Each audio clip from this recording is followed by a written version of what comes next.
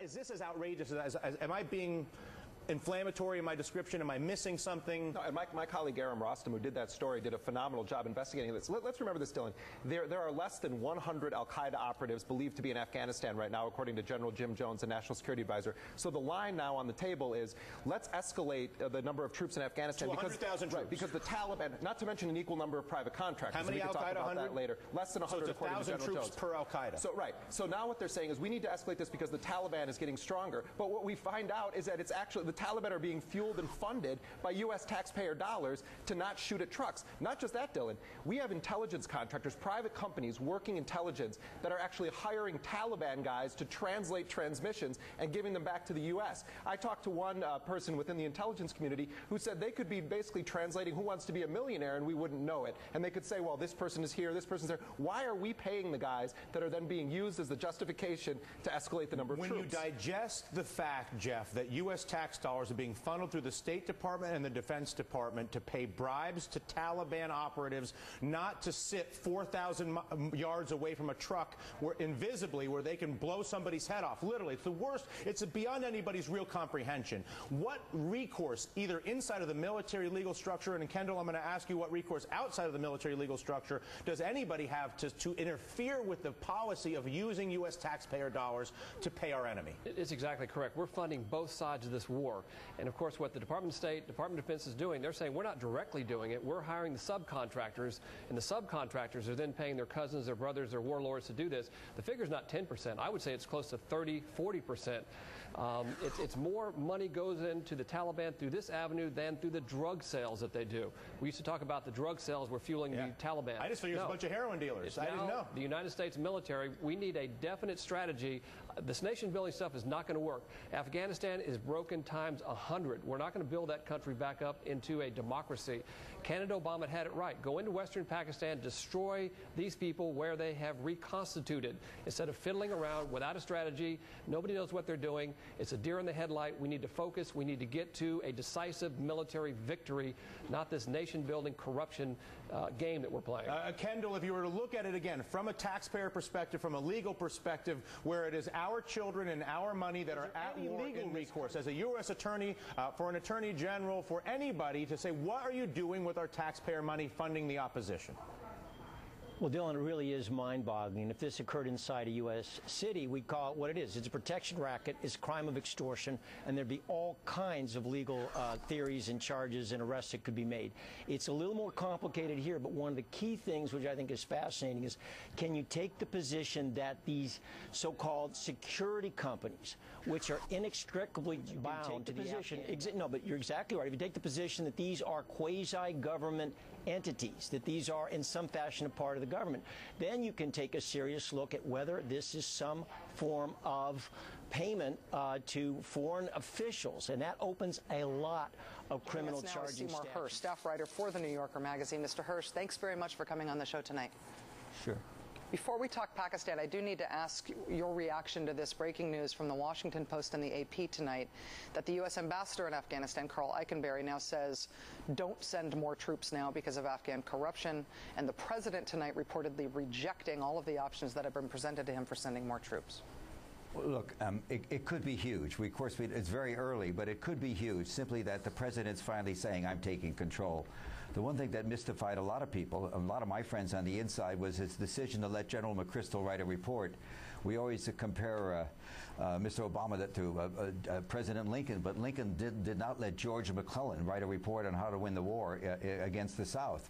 There's no general in history that will write a comeback given that assignment and say we can't win. This is basically a war at best that's going to be a stalemate, a 10-year stalemate, you know, X thousands and X the money, etc. And so Obama is just putting his foot down, and that's great. He's saying, he's making a political gamble in a sense. It's a little too early to say, but he's grabbing it. He's grabbing it, and he hasn't been grabbing it until now. On the issue of Carl Eikenberry's cables back to Washington from the embassy in Kabul, we heard Ann Guerin, the AP reporter tonight, say that that decision seemed to her to be out of the blue, totally unexpected. What do you know about Carl Eikenberry, and how surprised are you by that decision? Oh, this is trouble in River City. This is big news because Eikenberry, I'll tell you, the top of the Army, General George Casey, the Chief of Staff, they've been very unhappy with the McChrystal appointment and the way things have been going. And part of it has to do with the fact that a lot of people in the Army see a West Point cabal. There's always this notion of a West Point mafia. Eikenberry was a couple years ahead, 73, class of 73. McChrystal, his deputy Rodriguez, Petraeus, Odiano, they're all either 74 or 75. They've all been together and causing a lot of trauma inside the Army, which is very resentful. The man that was kicked out, General McKernan, was William and Mary. He was not a West Pointer. This is one of the sub-rosa stories, as I've been talking to people for the last 8-9 months about, obviously, not only Pakistan, but Afghanistan. This is, for Eikenberry to split, I did know that this summer, inside the embassy and inside the community, there was a lot of concerns about the stability, literally the mental stability of Karzai. And I think Eikenberry probably knows more than most people. This also might explain why Dick Holbrooke, the special advisor or consultant, has had so much trouble with him. There's a lot of deep-seated problems with Karzai, and Eikenberry is simply, I think, reflecting a huge split because he's now splitting from the McChrystal, the counterinsurgency wing that's been dominated by Petraeus. If my guess on this, my heuristic guess on this is right. These signals that the president may be trying to find a way to put a period on the end of this war rather than an ellipses, an etc., a to be continued. The administration has made known that Gordon Goldstein's book about presidential decision-making in wartime, Lessons in Disaster, McGeorge Bundy and the Path to War in Vietnam, is required reading in this White House. What are Goldstein's lessons in disaster from Vietnam that are fresh in this president's mind as he's deciding what to do in his Asian land war? Well, one, you should read the book. Two, you should listen to Gordon Goldstein, author of Lessons in Disaster, McGeorge Bundy, and the Path to War in Vietnam. He's also a former international security advisor to the United Nations. Mr. Goldstein, thanks very much for joining us tonight. Thank you for having me here. Afghanistan obviously isn't Vietnam or Iraq or any other country for that matter. Do you think there are lessons from presidential decision-making on Vietnam that map to the decision-making about another war right now? Well, one of the dramatic narratives that's at play today is we are watching how this president is taking command of the decision-making process. This reflects and correlates with a lesson that President Kennedy exemplified in 1961. Counselors advise, but presidents decide. In 61, Kennedy was encircled by his most senior advisors who urged him to make the first ground force troop deployment to South Vietnam. They said he had to send in up to 6 divisions or 200,000 men. But he was deeply skeptical about it. He doubted that it would be an effective mission. He had been burned at the Bay of Pigs. He told people that he would never be overawed by the advice of the military. So he decided himself what the strategy would be. And I think we see President Obama, particularly in the events of the past 24 hours, signaling that he is in command of this decision-making process. When Kennedy was assassinated, forgive me if I'm wrong, but as I understand it, Johnson kept much of JFK's national security team intact. Is it fair to say that those advisors gave roughly the same hawkish advice to both presidents, but that they each reacted to it quite differently? It's an excellent point. In 1961, Kennedy received these proposals to Americanize the war. He declined them.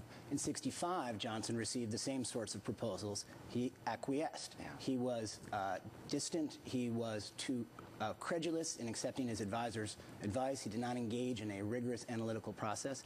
And the result, of course, was a war that became a great tragedy for this country. One of the things that I took away from Lessons in Disaster is to pay attention to how good the various players are at playing Washington.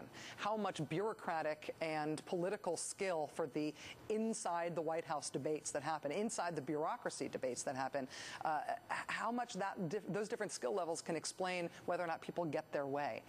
Was I right to take that from the book? And should we be looking now at how skillful the various players are who have these various views about Afghanistan? The theme remains timeless from Kennedy and Johnson's era to today. In 61, when they were trying to impose this decision on Kennedy and, in essence, box him in, there was a series of stories leaked saying that he only had a few options and that they were escalation. Remarkably, a few days later, there were a series of stories from the president himself, citing unnamed White House sources, saying that no, there were other options, and that the president was disinclined to send in ground combat specific forces. one. Ambassador Eikenberry is the frontline official dealing with President Karzai. ally in Afghanistan. Seymour Hersh told us last night on this show that there have been concerns in our embassy in Afghanistan about Karzai's mental stability. I had never heard that, but I feel like Seymour Hersh generally has pretty good sources. Yeah. Maybe that's what's driving Eikenberry's leaked concerns about escalating the war. What did you learn from Vietnam about an ambassador or someone else in country upending what's going on in Washington from afar? Well, this is again the source of another, I believe, rather remarkable parallel. In 1965, the American ambassador to South Vietnam was General Max Taylor. He had been Kennedy's senior military counselor, and he had been sent to Vietnam to observe that situation and advise the president. At that time, he was confronted with General William Westmoreland's proposal to send in the first ground combat forces, to liberalize the rules of engagement, and to really Americanize the war. And although he had he had supported doing that in 1961 and 65, Ambassador Taylor vehemently opposed it. Today, we have another general who had been the theater commander on the ground in Afghanistan, who is serving as our principal diplomat to that country, who has advised the president in a series of cables reportedly sent to him last week not to make this escalation. The parallel is extremely compelling.